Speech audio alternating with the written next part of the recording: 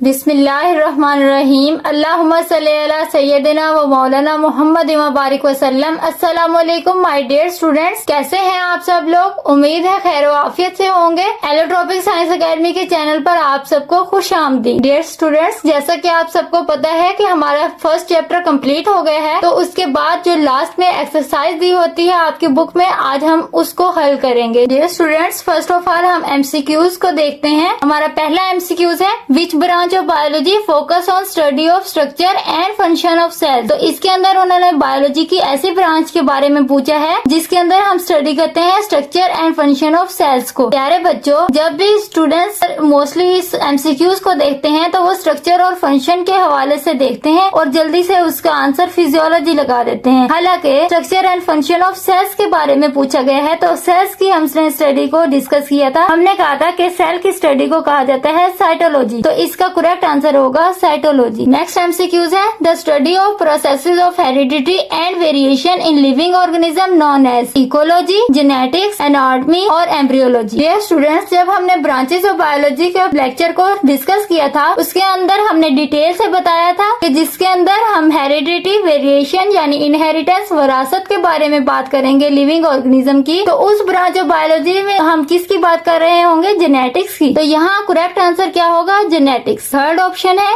Insulin made through bacteria is an example of the technique of parasitology, biotechnology, biochemistry या histology. Dear students, third lecture में हमने topic पढ़ा था relation of biology with other sciences. उस दौरान हमने एक टर्म को डिस्कस किया था, उसका नाम था बायोटेक्नोलॉजी। बायोटेक्नोलॉजी में हमने कहा था कि ये बायोलॉजी की ऐसी ब्रांच होती है जिसके अंदर हम लिविंग ऑर्गेनिज्म का यूज करते हुए ह्यूमन वेलफेयर के लिए डिफरेंट प्रोडक्ट्स बनाते हैं, उसे हम क्या कहते हैं? बायोटेक्नोलॉजी। तो यहाँ भी कुछ ऐसा ही है कि बैक्टीरिया को यूज करते हुए वो ह्यूमन वेलफेयर के लिए इंसुलिन बना रहे हैं, तो ये किसकी एग्जांपल होगी? बायोटेक्नोलॉजी की। फोर्थ ऑप्शन है, heart pump blood, stomach digest food and kidneys excrete waste. The statement comes from. अब फर्स्ट है फिजियोलॉजी, सेकंड एनाटॉमी, मॉर्फोलॉजी या हिस्टोलॉजी। अब डियर स्टूडेंट्स, फिजियोलॉजी को हमने डिस्कस करते हुए कहा था ये बायोलॉजी की ऐसी ब्रांच है जिसके अंदर हम डिफरेंट बॉडी पार्ट्स के फंक्शन को डिस्कस करते हैं। सेकंड एनाटॉमी के अंदर हमने कहा था इंटरनल ऑर्गन को स्टडी करते हैं। मॉर्फोलॉजी में हम उसके फॉर्म और शेप और स्ट्रक्चर को डिस्कस करते हैं। हिस्टोलॉजी के अंदर हम टिश्यू की माइक्रोस्कोपिक स्टडी करते हैं। तो हमारी स्टेटमेंट के अंदर भी कुछ उन्होंने फंक्शन बताए हुए हैं ऑर्गन्स के। हार्ट जो है वो ब्लड को पंप कर रहा है, स्टमक जो है फूड डाइजेस्ट करता है, किडनीज जो है वो वेस्ट एक्सक्रीट करती है। तो करेक्ट आंसर जो है वो क्या होगा? फिजियोलॉजी, क्योंकि फिजियोलॉजी के अंदर हम फंक्शन को स्टडी करते हैं। नेक्स्ट स्टेटमेंट क्या है? Which branch of biology involves the study of classification of organism. हमने last time branches of biology के अंदर डिस्कस किया था कि हम ऑर्गेनिज्म को क्लासिफाई करते हैं ग्रुप्स की फॉर्म में on the basis of similarities and dissimilarities. तो हमने डिस्कस किया था इस ब्रांच में टैक्सोनॉमी में, फिजियोलॉजी में, पैलियोंटोलॉजी में या बायोजियोग्राफी में। The correct answer is taxonomy. हमने टैक्सोनॉमी में इस ब्रांच ऑफ बायोलॉजी को डिस्कस किया था। सिक्स एमसीक्यूज है, which step comes between making hypothesis and doing experiment. हमने साइंटिफिक मेथड यानी साइंटिफिक स्टेप्स का जो टॉपिक डिस्कस किया था, उसके अंदर हमने इस साइंटिफिक स्टेप्स को वन बाय वन डिस्कस किया था। फर्स्ट ऑफ ऑल ऑब्जर्वेशन, फिर हाइपोथेसिस, फिर डिडक्शन, फिर एक्सपेरिमेंट एंड देन रिजल्ट। तो हाइपोथेसिस और एक्सपेरिमेंट के दरमियान हमें पता है कि हम डिडक्शन बनाते हैं। The correct answer is making deductions. Next है seventh MCQs, which of the following is not a characteristic of scientific method. यानी इनमें से ऐसे स्टेटमेंट बताएं जो साइंटिफिक मेथड की कैरेक्टरिस्टिक्स में से नहीं है। It relies on evidence, it involves formulating hypothesis, hypothesis will always be correct, it requires rigorous testing. Answer is hypothesis will always be correct, क्योंकि हाइपोथेसिस हमेशा करेक्ट नहीं होती। एट्थ एमसीक्यूज है, choose the correct sequence of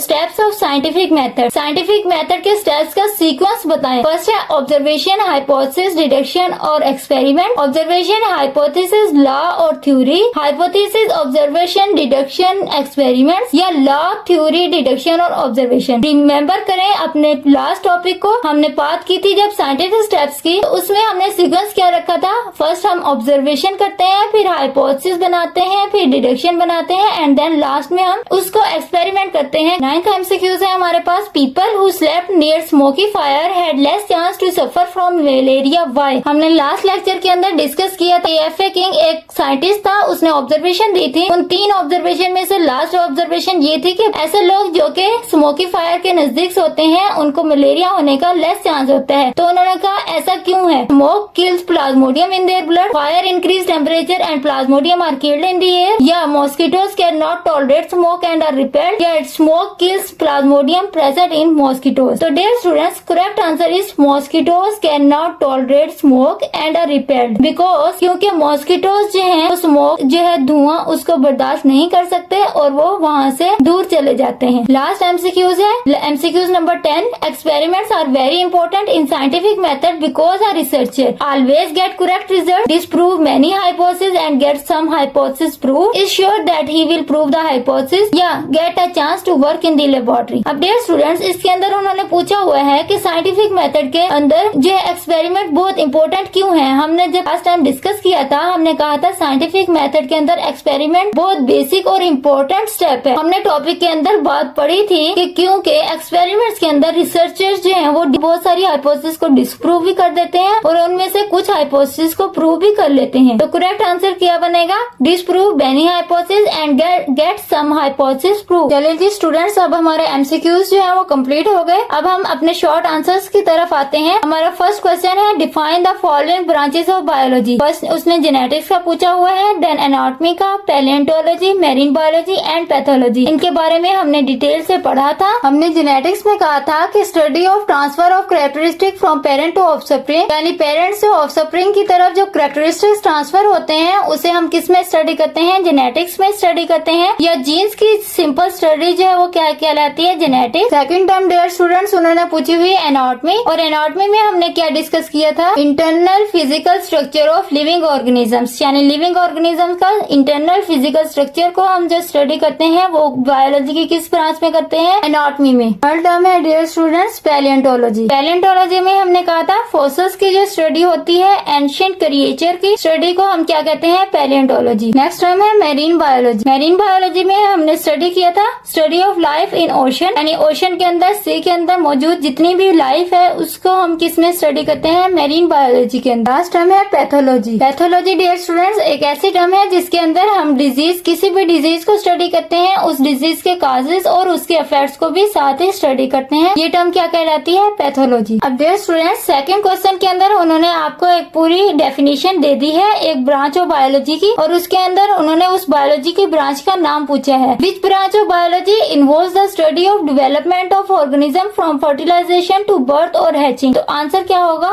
embryology is the branch of biology which involves the study of development of organism from fertilization to birth और hatching. Third question है, how is the profession of medicine and surgery different from animal husbandry. Students हमने career in biology के अंदर medicine और surgery को discuss किया था। तो मेडिसिन और सर्जरी में हम फर्स्ट ऑफ ऑल डिजीज को डायग्नोज करते हैं, या तो उसको मेडिसिन के जरिए ट्रीट करते हैं, या फिर अगर मेडिसिन के जरिए उसकी ट्रीटमेंट ना हो रही हो तो लास्ट ऑप्शन जो है वो क्या होता है? सर्जरी का। जबकि एनिमल हस्बेंड्री के अंदर हमने डिस्कस किया था breeding and caring for life stock, जितने भी मवेशी होते हैं उनकी हम ब्रीडिंग करवाते हैं और उसकी केयर करते हैं। ये बायोलॉजी की किस ब्रांच के अंदर हम स्टडी करते हैं डिटेल से? एनिमल हस्बेंड्री के अंदर। क्वालिटी को भी इम्प्रूव किया जाता है और उसकी प्रोडक्टिविटी को भी इनहांस किया जाता है, ताकि ज्यादा से ज्यादा ब्रीडिंग हो और उसकी केयरिंग ज्यादा होगी तो उसकी प्रोडक्शन भी उतनी ही ज्यादा होगी। अब डियर स्टूडेंट्स फोर्थ क्वेश्चन के अंदर आपसे पूछा गया है differentiate between morphology and physiology. Living organisms की फॉर्म, शेप और स्ट्रक्चर को स्टडी करेंगे तो क्या होगा? मॉर्फोलॉजी में इंक्लूड होगा। जबकि फिजियोलॉजी को हमने एक एमसीक्यूज में भी स्टडी किया है कि उसके अंदर हम क्या करते हैं? डिफरेंट बॉडी पार्ट्स के फंक्शन को हम देखते हैं, उनके अंदर उनके साथ डील करते हैं, तो वो क्या होगी? टर्म फिजियोलॉजी की। नेक्स्ट क्वेश्चन है, व्हाट इज कंप्यूटेशनल बायोलॉजी। तो कंप्यूटेशनल बायोलॉजी की सिंपल हम डेफिनेशन लिख देंगे। तो कंप्यूटेशनल बायोलॉजी में ऐसे है सिंपल कि बायोलॉजी की ऐसी ब्रांच जिसके अंदर हम कंप्यूटर का यूज करते हुए डिफरेंट सॉफ्टवेयर को यूज करेंगे, तो वो क्या होगी? Computational biology. नेक्स्ट क्वेश्चन है, what is the role of observation and experimentation in the scientific method. इसके अंदर पूछा गया है कि साइंटिफिक मेथड के अंदर ऑब्जर्वेशन और एक्सपेरिमेंटेशन का क्या रोल है। तो डियर स्टूडेंट्स ऑब्जर्वेशन बहुत इंपॉर्टेंट स्टेप है और फर्स्ट स्टेप जाना जाता है, क्योंकि ऑब्जर्वेशन के बगैर हम ना तो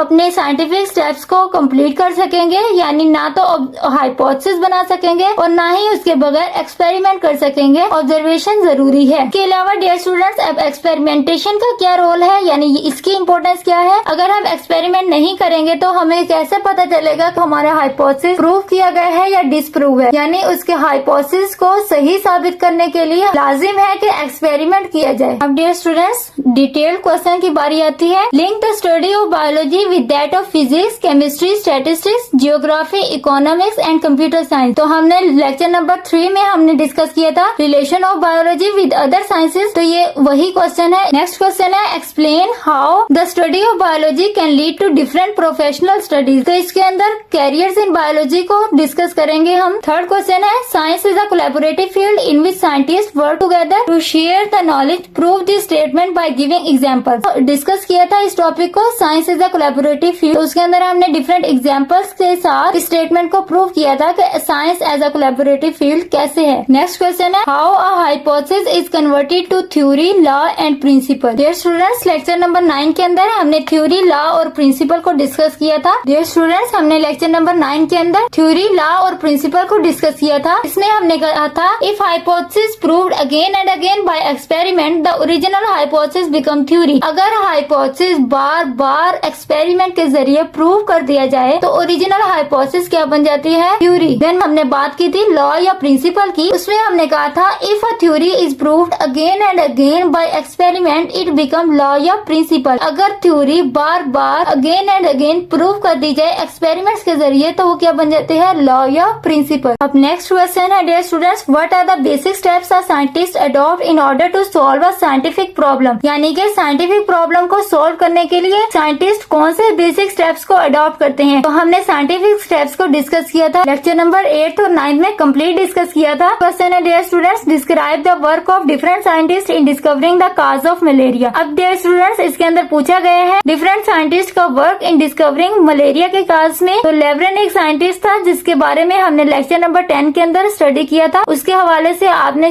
कुछ एक्सपेरिमेंट बता देने हैं। अब लास्ट क्वेश्चन है write a descriptive note on experiments perform by Ross. हमने लेक्चर नंबर 11 के अंदर इसको डिस्कस किया था। आप इसको रिकॉल कर ले और लेक्चर नंबर 11 को डिटेल से देख लें तो आपका ये क्वेश्चन सॉल्व हो जाएगा। लास्ट में डियर स्टूडेंट्स इंक्विजिटिव क्वेश्चंस पूछे गए हैं, आइए उनको डिस्कस कर लेते हैं। फर्स्ट है why is it important to classify biology into different branches such as botany, zoology and microbiology. How does specialization benefit scientific research. इसके अंदर पूछा गया है कि बायोलॉजी की क्लासिफिकेशन क्यों जरूरी थी, क्यों इम्पोर्टेंट थी कि हम उनको डिफरेंट ब्रांचेस में हमने उनको क्लासिफाई कर दिया। हाउ डज स्पेशलाइजेशन, एक सब्जेक्ट में स्पेशलाइजेशन साइंटिफिक रिसर्च में किस तरह बेनिफिट देती है। तो डियर स्टूडेंट्स, ये था हमारा first question, importance of classification, यानी बायोलॉजी को क्लासिफाई क्यों किया गया, उसकी जरूरत क्यों पेश आई। तो फर्स्ट है हेल्प इन बेटर अंडरस्टैंडिंग, यानी कि नेचर के प्रिंसिपल को अंडरस्टैंड करने में आसानी हो जाए, हमें हेल्प मिल जाए। Each branch focus on specific group such as plant, animal and micro organism, यानी कि हर ब्रांच एक स्पेसिफिक ग्रुप पे फोकस करती है। अगर इसे साइंटिस्ट का इंटरेस्ट है प्लांट्स के स्टडी के हवाले से तो वो बॉटनी को डिस्कस करेगा। अगर उसका इंटरेस्ट है एनिमल्स की स्टडी तो वो जोलॉजी को, और अगर उसका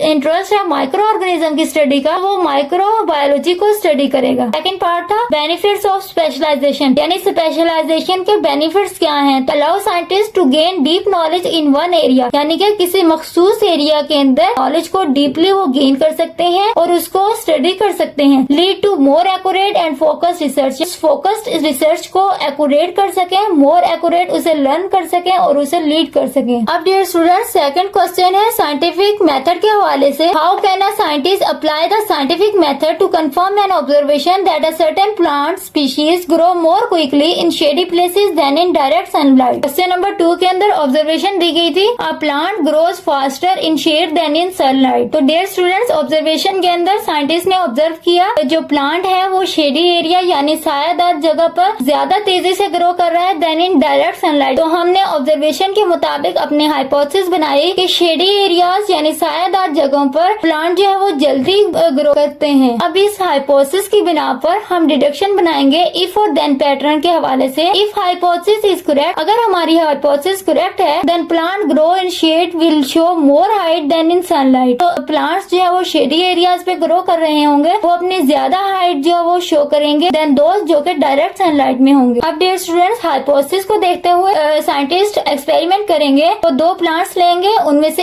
एक को शेडी एरिया में रखेंगे और दूसरे को डायरेक्ट सनलाइट में रखेंगे और फिर चंद दिनों बाद उसका रिजल्ट चेक करेंगे और मेजर करेंगे हाइट किसकी ज्यादा है। चैलेंज स्टूडेंट्स, हमारा आज का लेक्चर कंप्लीट हुआ। मेरी अल्लाह ताला से दुआ है, अल्लाह ताला आपको और मुझे इल्म के नूर से मुनव्वर फरमाए, आमीन। अगर आप चैनल पर नए हैं तो चैनल को सब्सक्राइब करना मत भूलिएगा। मिलते हैं नेक्स्ट वीडियो में, तब तक के लिए अल्लाह हाफिज।